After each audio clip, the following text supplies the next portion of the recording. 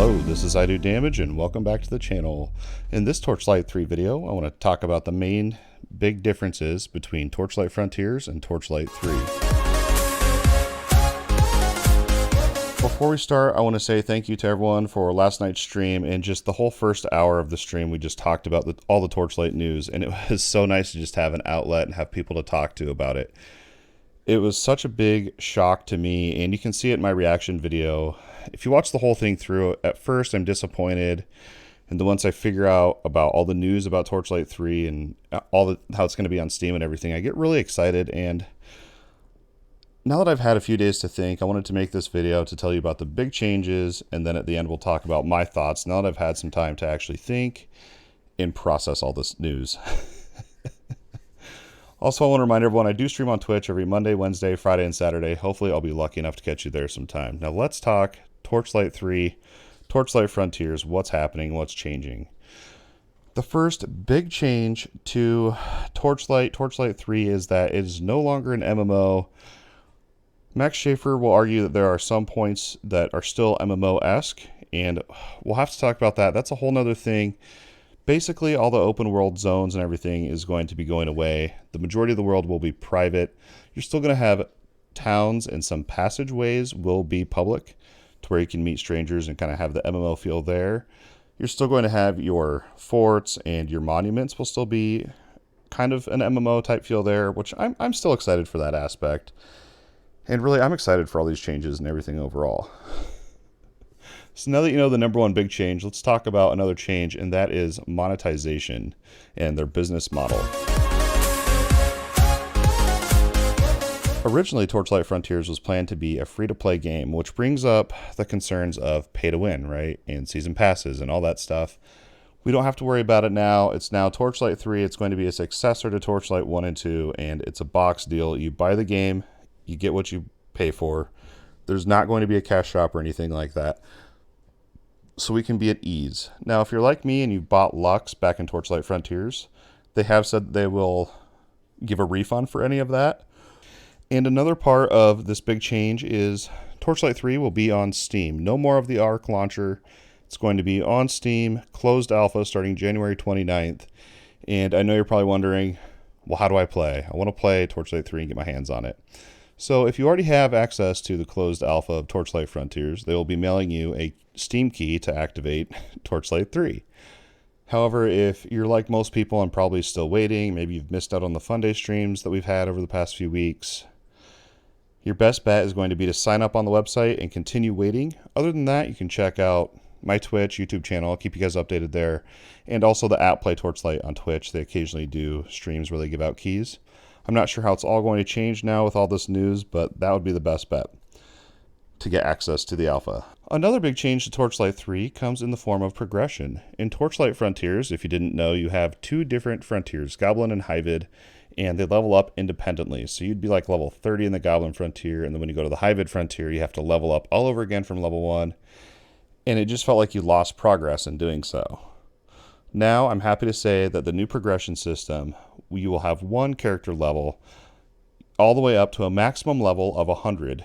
They suspect that around the time you complete the story and all of the acts, you'll be around level 50. So that gives you 50 levels of endgame grinding to do, right? And endgame is a whole nother thing I want to talk about. They're going to be doing the fame rework. I'm excited for the endgame. It sounds really cool how they're doing the fame, your monuments, the loot, all that good stuff. Mapworks now have fame quests tied to them, so they actually feel more than just a map that you're killing monsters in, which I talked about before, and I'm happy that that is now going to be a reality. There's also going to be an online mode and an offline mode. Now, I was a little concerned about this because I thought back to Grim Dawn and how that was handled, and I'm happy to say offline characters cannot go online, and the offline option is really cool because then that opens up options for modding and the mod community, right? Another thing they said was that beta is soon. I don't know. That's all they said on that. As always, I'll keep you guys posted about any of that good news. Maybe an open beta or something at some point. I don't know. That'd be really cool. Of course, post-launch, they're going to come out with content updates. I mean, that's expected. Every game does that nowadays. This is another really cool thing, too. All of the alpha collectibles, so like your retriever you got from the charity streams, any of those cool little trinkets will carry over to Torchlight 3, so you don't lose everything. But with that in mind, there is a wipe of everything else coming with Update 10 and the start of Torchlight 3's alpha. Also, during the alpha test on Torchlight 3, you can expect multiple wipes, and before the game officially launches, there'll be another wipe as well. And one really cool thing I wanted to point out about the alpha testing is they really want you to explore all of the content and really get your hands and to reach every corner of the alpha test. And the way they're going to do that is once we've tested the beginning stages of the alpha enough, they're going to add an NPC so that you can test out more of the end game high-end features. So I think that's really cool. They kind of respect our time since we know there's going to be a wipe. They give us that chance to skip ahead so we don't have to sink another, 100 hours of grinding together, right? So now that you know the big differences between Torchlight Frontiers and Torchlight 3, I want to share my thoughts. I've had about 24 hours now to process, and after last night's stream and decompressing with you guys, I feel a lot better about the game. At first, as you can see in the reaction video, I was very sad about the idea of the MMO idea just gone, just poof, gone. And I don't know, I'm really excited for Torchlight 3 moving forward. I think it's got a lot of good ideas, and the fact that they're getting rid of the MMO, but you're still going to have the monuments, so I can go help you guys level up your monuments and your forts, and you can come to my fort and get buffs, and vice versa. Things like that, meeting up in the world hubs and passageways. I'm really interested in what these passageways are going to actually mean, but I think it sounds really cool. They're still keeping some of those MMO elements, and I think overall, the business model and the monetization change is definitely a step in the right direction because they already have a fan base. Let's be real. They have Torchlight 1 and 2. People love those games. Why not just keep the community together and united and carry on with Torchlight 3? I think it's a great idea, and I'm excited to get my hands on it. You can bet I'll be covering everything there is to know. I'm allowed to talk about the game and tell you guys all about it, and so that's exactly what I'll do. The end game that I wanted to talk about sounds really cool with the fame.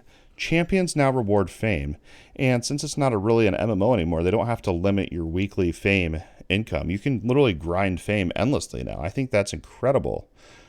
New legendaries, there's so many new things coming that it's just crazy. You can bet I'll be making more videos about it. There's a lot to talk about here, and I'm curious to know what you guys have to say. Two last things I want to comment on, and that is getting rid of the pay-to-win concerns. It just relieves everyone, I think, and that is so awesome to not have a free-to-play. It's going to be a premium product now, and I think that's really good for the game and the company as well. As I mentioned, the offline mode I personally wasn't a huge fan of, but that's cool for the modding community, as that'll add a more longevity to the game for years to come, right? I mean, look at Torchlight 2. That has a very strong modding community as well. Overall, I'm excited for the future of Torchlight 3 and also the Damage Crew. If you haven't checked out the Damage Crew Discord, make sure you do. We're even setting up groups as I'm recording this video, getting ready for the 29th. We're going to go ham, help each other out. I'm so excited, guys. I can't thank you guys enough.